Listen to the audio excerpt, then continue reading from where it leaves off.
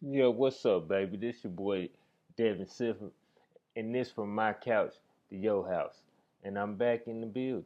You know what I'm saying? It's been a minute. I've been on a little hiatus. You know what I'm saying? Told y'all, man, shit wild in the background. You know what I'm saying? But it's all good though. You know what I'm saying? Shit looking real good. I ain't even gonna cap to you. You know what I'm saying? But I'm back in the building. There's a lot been going on. Man, Kyrie towards ACL, get well soon, soldier. You know what I'm saying? Much love to Kyrie. He really over these last couple of years done turned into one of my favorite players. With the stances he been taking, and his individual personality and making his imprint and making his impact felt. So get well to Kyrie. You know what I'm saying? And the draft coming up, combine going on right now. You know what I'm saying? And they really hating on Shador, man. It's craziness. You know what I'm saying? He the most accurate passer in NCAA history. So for them to be hating on him like this is it's really crazy. He just had a crazy season where he threw like his touchdown to interception ratio was like 5-1 or something like that. So he great. It's not like he was at a Alabama or one of these big programs where he playing with nothing but five-star talent and he just got every advantage like that. He went to a team that had won one game the year before they got there or something like that, and he led them to bowls in both seasons as they starting quarterback, and like for a lot of the season last year they was in playoff contention. So for people to be hating on what he did is crazy. I've been hearing a lot of names that I never heard of while they was actually playing college football getting thrown like they gonna get drafted above them now, and teams is looking at them instead of Shador.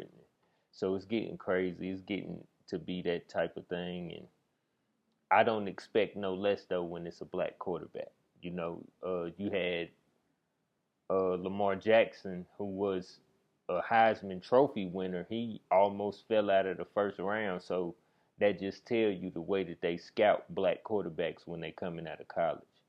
Uh, but I really, I'm doing this show really to talk about the NBA though. You know what I'm saying? Baseball season coming up too.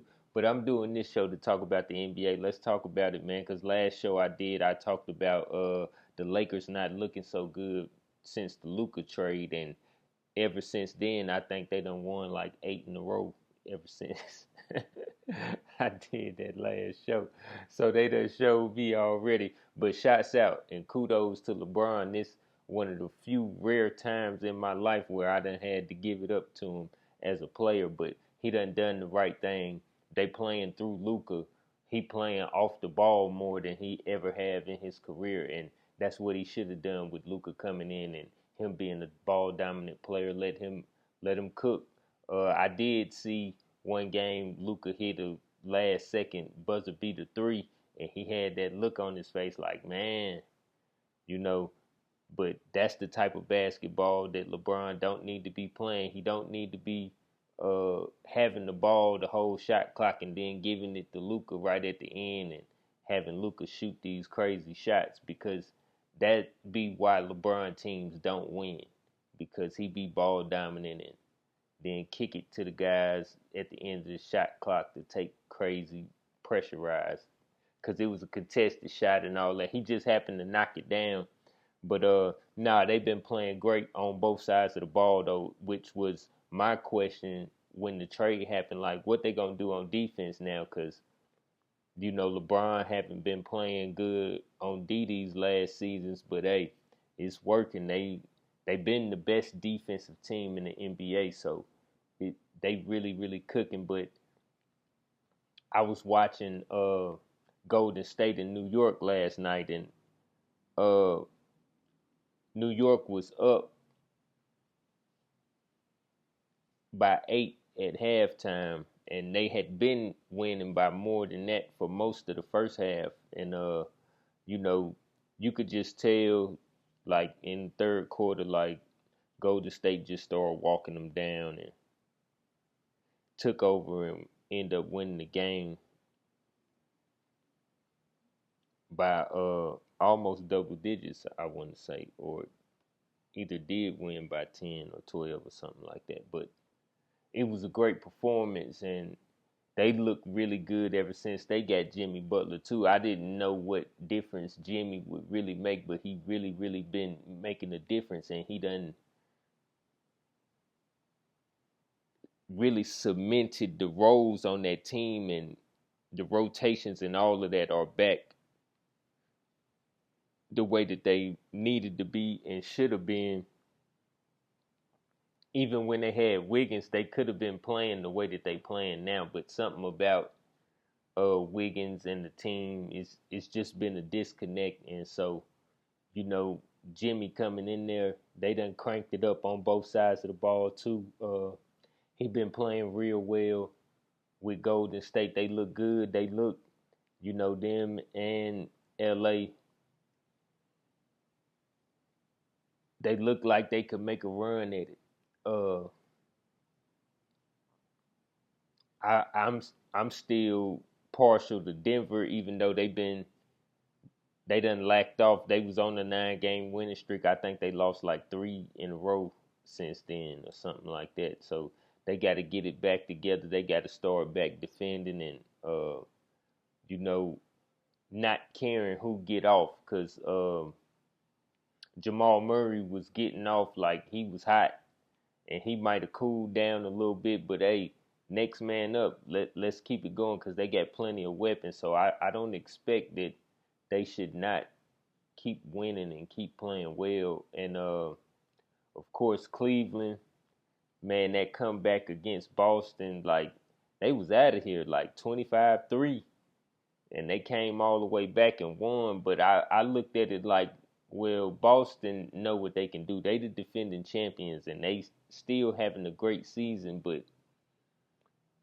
Cleveland and OKC been so great that, you know, in the year where they would normally have the best record with the record that they got, they in second place, and it don't look like they gonna be able to catch Cleveland for first. But they clearly look like the best two teams in the East right now, and so it just depends on who can win in the 7-game series, who the most healthy, who what the matchups are, who can defend, who bench can come in and contribute the most. Because I feel like the fives are pretty even. You know what I'm saying? Like you look at the top 5 on both teams, it's pretty even, but it just depends on those 6, 7, and 8 guys. What impact can they have on the series? And I think that'll determine who win and come out of the East. Uh, I've been looking for Milwaukee to make a run, and you know they've been playing a little bit better, but they still inconsistent, man. Like can't really get a bead on what they gonna do from night to night. You know what I'm saying? Like, and I don't mean like whether Dame and Giannis gonna get numbers, because they gonna get numbers, but are they gonna get it while the Bucks are playing winning basketball? And so I just question how they gonna play night in and night out. You know, because a lot of these teams, they got guys, they you know they gonna put up numbers, but are they gonna put up numbers while the team playing winning basketball? Same thing like uh Phoenix, they had to come back win last night, but most of the time those guys just go out there, get their numbers, and whether they win or not is inconsequential. You know what I'm saying? So, you know, they a couple games below 500, but when you got guys that's talented like that and they just going out there getting their numbers, that's how it's gonna be. They gonna win some, they gonna lose some, they gonna be around 500. You know what I'm saying? Like, uh, as somebody that's been watching basketball as long as I have, that's what's different about this era and the past eras. the stars used to not be like that. Even like a team like Philly with AI back in the day. AI wasn't going for that. You know what I'm saying? He wasn't finna just be going out there getting numbers while they was losing. He was getting numbers and they was gonna be a playoff team.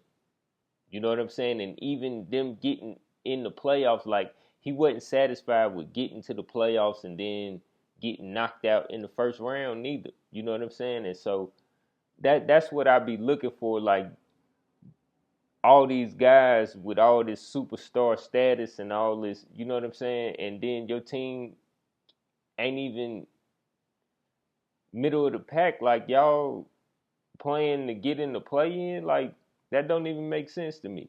You know what I'm saying? So I just look for, and all of that come with what we be saying about basketball, and they could make it seem however they want to, and oh, the season long and this and that. Man, I don't want to hear none of that, because they've been playing 80 games the whole time it's been an NBA.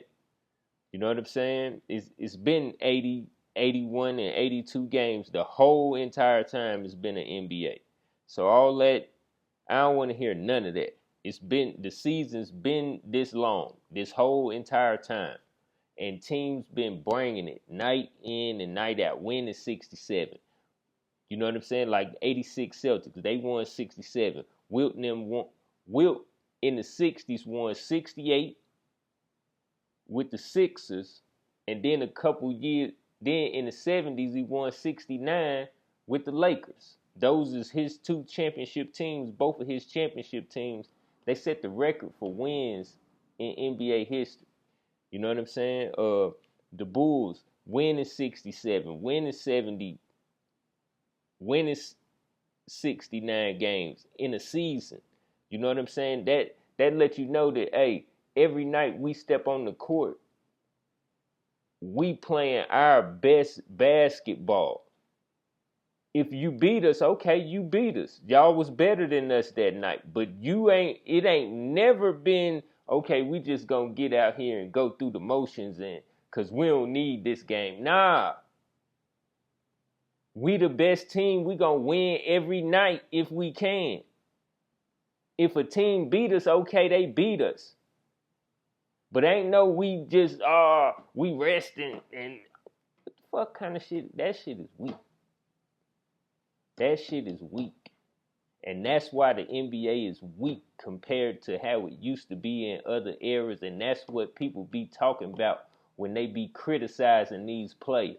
Yeah, teams lost, but they didn't lose because the Knicks, Starks and all them, they rested tonight. What? Anthony Mason, them, they on niggas' head every night. What is you talking about?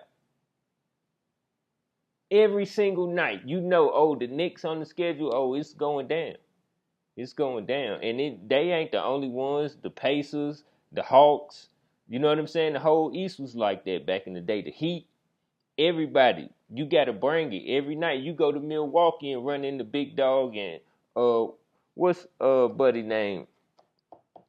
Got traded for Sean Kemp. I can't even think of his name right now, but he used to be an all-star too, and then they got Ray Allen after that. Vin Baker, that's his name. You know what I'm saying? So it wasn't no nights off. And then they point guard was Sam Cassell, and he already had 2 rings when he got to Milwaukee. You know what I'm saying? It wasn't no nights off in the NBA, dog. Feel what I'm saying? So all of this that they be doing now, it's weak. It's weak. And so, because that's been the thing since I did this last show too. They came, nobody want to be the face of the league because it's criticism. You know why y'all get criticized different? Because y'all moving weak. Y'all moving weak. Once Jordan had won the championship, it wasn't nothing nobody could say about his game because all they ever had to say was he don't make his teammates better and that's why they not champions. Well, once he had a ring, they couldn't say that no more because he playing hard on both ends of the floor every single night. He the leading scorer. He first team all defense. It ain't nothing you could say about his game except for, he don't got rings and now he got rings. Now he 3-peating. You know what I'm saying? Yeah. Then he retired and then he came back and did it again. That's setting the bar. You know what I'm saying? That's letting these dudes that's getting drafted and you done came back like Kevin Garnett and Stackhouse and Rasheed Wallace and all these dudes. That's letting them know, hey, this is how we do it. Then the next year, AI and Kobe in the 9-6 draft class came. You know what I'm saying? While he was still on this three-peat run. So yeah, they had to acquiesce to the way the game is played. You know what I'm saying? Yeah. And when it went on and the Spurs and the Lakers took it over, it wasn't no drop off. You feel what I'm saying? It really wasn't no drop off until, you know, uh until Kobe and them stopped winning. And really it really wasn't no drop off until real recently. I would say uh the Kawhi trade and the injuries to Golden State is when, like, the seasons haven't been the same ever since then. It ain't like in the mid 2000s to like when Golden State first started winning, like every playoff team in the West used to win 50 games. You know what I'm saying? Now a team with Kevin Durant and Devin Booker and Bradley Beal, they not even 500. What are they doing? They not taking the season serious enough. Like you could just go through the motions and you a playoff team. Look at all these teams that's done almost lost 40 games already.